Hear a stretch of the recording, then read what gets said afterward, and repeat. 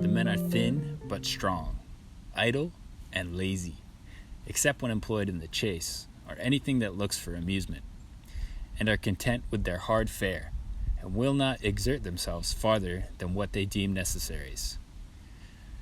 That's a quote from Thomas Pennant, botanist, Welsh botanist and naturalist, who was exploring the Scottish Highlands and the tribes there in the 1760s. I think this quote highlights a concept that's seriously missing in our knowledge and culture around movement in the States. And that's that our innate capacity to conserve energy is not something that we need to be ashamed of. It's hardwired. It's part of us. It's a survival strategy. So the person who has the urge to sit around, consume lots of calories, and not move too much, in a historical perspective, is being smart with their energy. Energy in the natural world is scarce, and so when you get some, you want to hold on to it. I think we definitely do a disservice to ourselves in suggesting that this is something that we need to be ashamed of. Really, what's missing in our equation is not that this drive to conserve energy, it's the drive to move.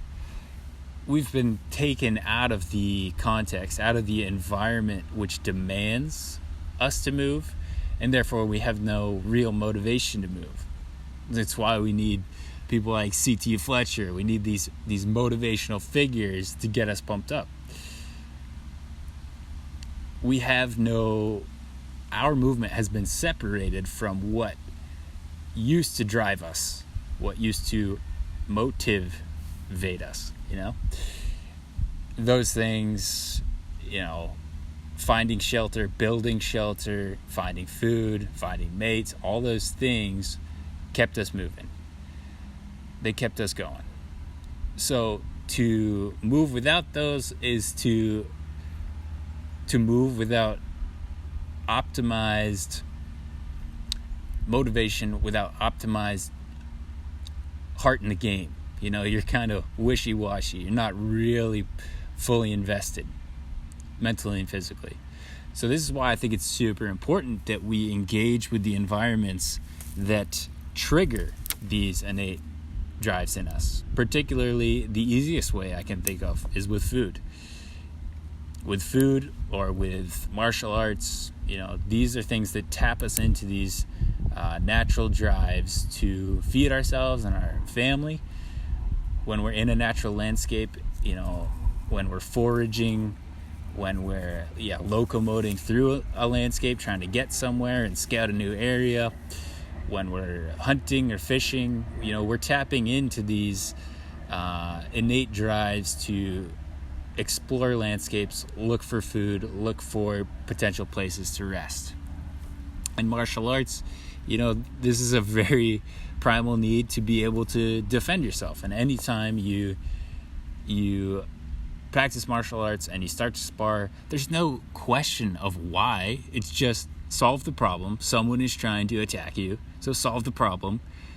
You either win or lose. There's no confusion. Did you succeed in defending yourself or not?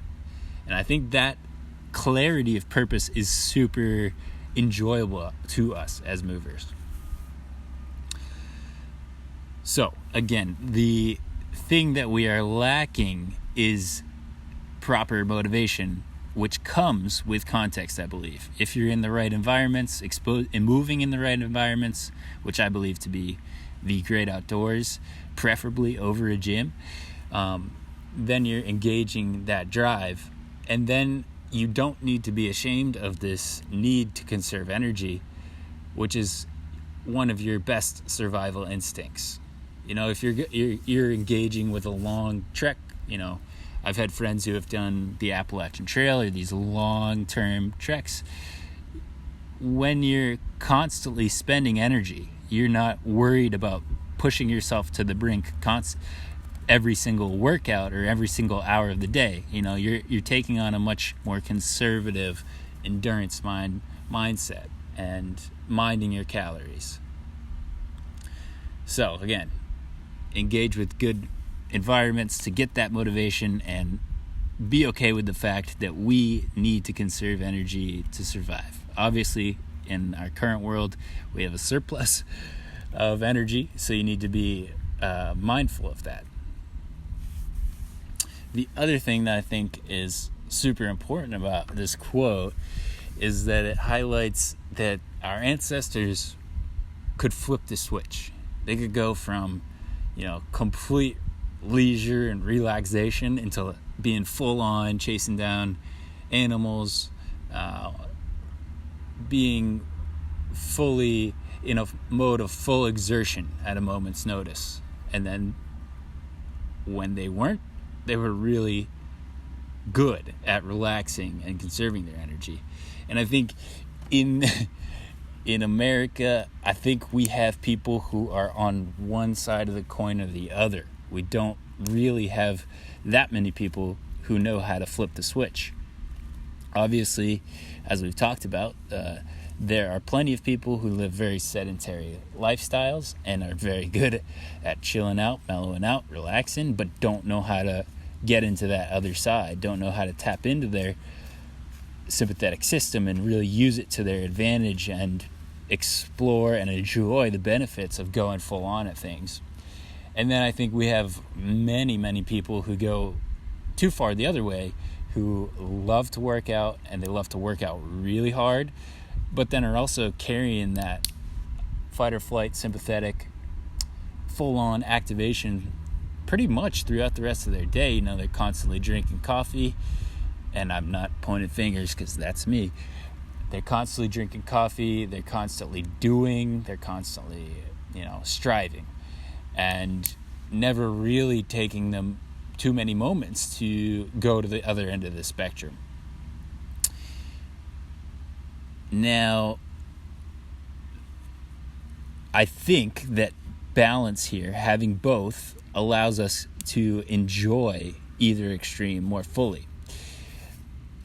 Some people would make the argument that the workout culture around really difficult training programs, like I'm thinking of like a CrossFit or something like that, where people go all out for an hour of the day, but then typically spend the rest of the day sedentary, not really doing much.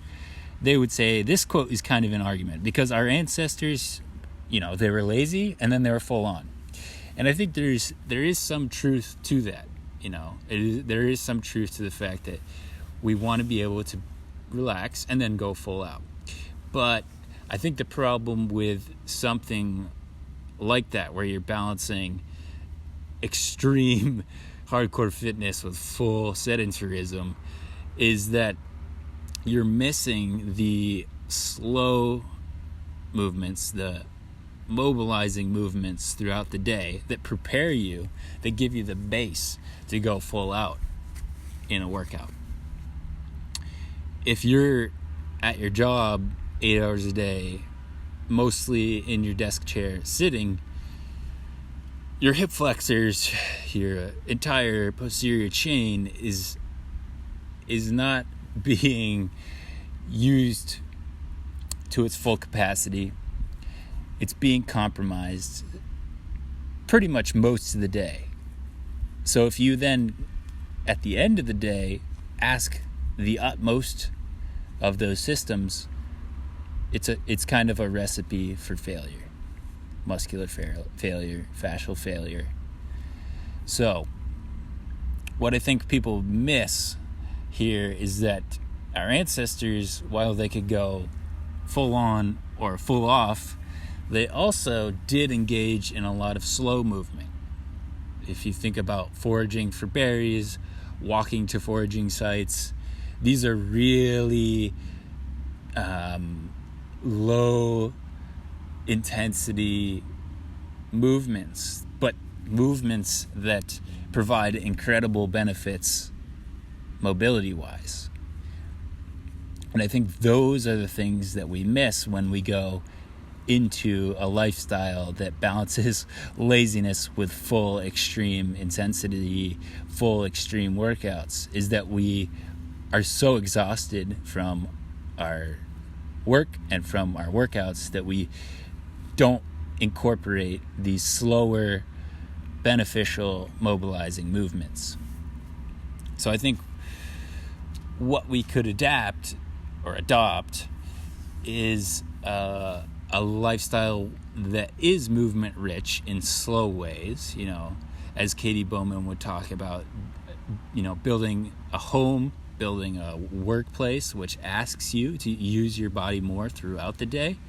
This is going to help you not only mobilize, but also build a nice aerobic baseline, as Mark Sisson would talk about, building this ability to move, but move gently, to efficiently burn fat.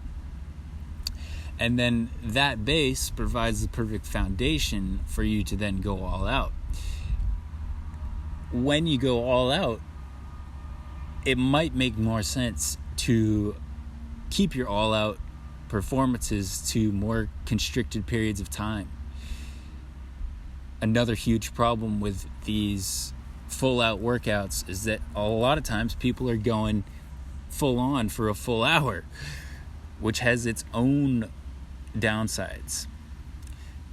Keeping yourself in this full on fight or flight sympathetic mode for that long, it kind of overtaps the resource of those hormones that are really helpful, but if you tap it too many times, you're not going to get the full effect.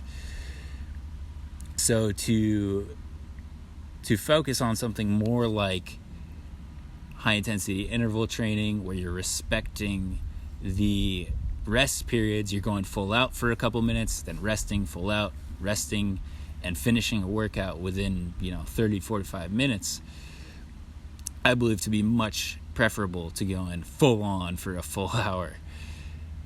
If you want to know more about the downsides of this full on effect for a full hour, you can read about Mark Sisson's ideas of chronic cardio and how that really drains us by putting us in a constant state of fight or flight, having these high cortisol levels. You could read about that in the Primal blueprint. So for me, this quote has become a bit of a goal for me. This picture of what our ancestors, especially because I do have some Scottish heritage, this picture of what our ancestors looked like. They were people who could adopt both full-on leisure and full-on exertion and really tap into their animal selves, their primal selves. That, I think, is a good goal for us as movers. And I'll just leave you with one more quote here by Adam Smith. The life of a savage, when we take a distant view of it, seems to be a life of either profound indolence or of great and astonishing adventures.